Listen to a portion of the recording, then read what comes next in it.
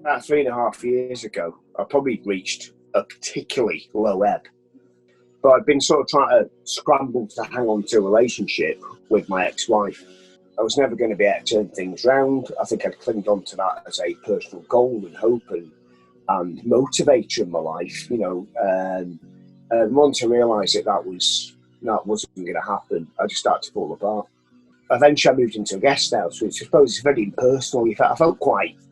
It's not your home, You're basically renting a room. It's not a life plan. I think I've been in the place for 2 weeks and I started to really go downhill. I felt probably about as isolated as I've probably ever been in my life. I lost my father as well a decade ago. Elements of that were quite delayed, so I sort of lost my marriage.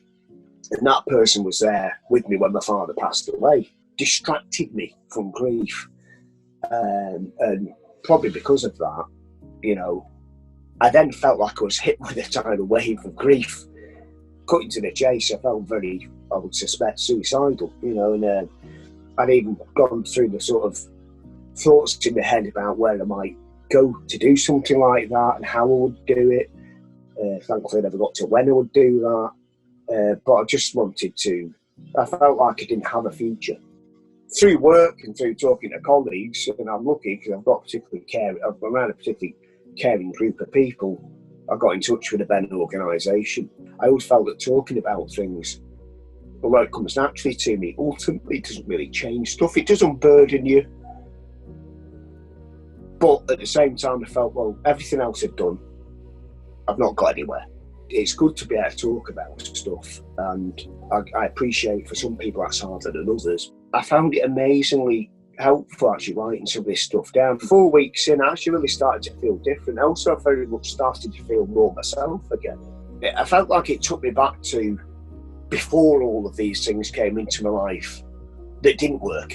I felt a little bit more like I had a little bit of a spring in my step because of the experience of the life coaching, and they just allowed me to have a bit more self-respect, a bit more of an understanding of myself without sort of feeling so down about me and my life. Holding your hand up and saying, look, Anita, there's nothing to be ashamed of. It's been calming, it's been life-affirming.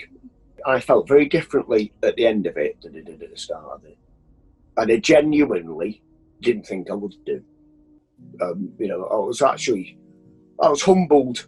And I just think, when you're feeling calmer and happier and a bit more content, your life just feels better. It's free as well, it's a thing. It's all it takes is your time and your effort to get in touch with them. You get professional help for making a phone call. It's important that you don't give up, you do ask for help, and you open your mind to things, because it might just change your life. It might just change the direction you're going in.